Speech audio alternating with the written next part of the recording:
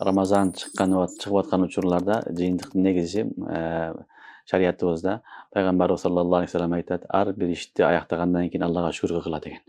Ошон үчүн эң биринчи биз шүгүр кылабыз. Алла таала 30 күн орозо кармаганга, тарави окуганга, Куран окуганга, жакшы амалдарга товфик берди. Ошон үчүн Алла ушул кылган ибадаттарымды кабыл кылгын деп Аллага шүгүр кылабыз. Биринчи шүгүр кылабыз, экинчи дуа кылабыз, үчүнчү тооба кылабыз. Алла, орозодо кемчилдик болгон болсо, таравийде, башкаларда амалдарымда кемчилик болсо, ал тообаларымды кабыл кылгын деп Алладан тооба сурайбыз.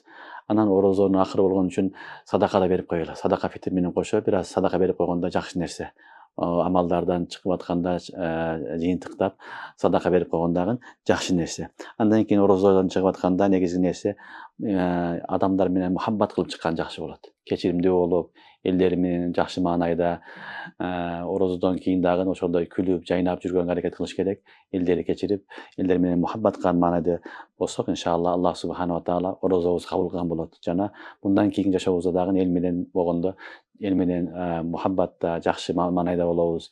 Жана тообабыз кабыл кылган болсо, иншалла Аллах субханала таала кийинки Рамазанга жеткизгенге чейин жакшы амалдарга товфик берет. Жана жакшы амалдарыбыз мындан да көбөйө берсин.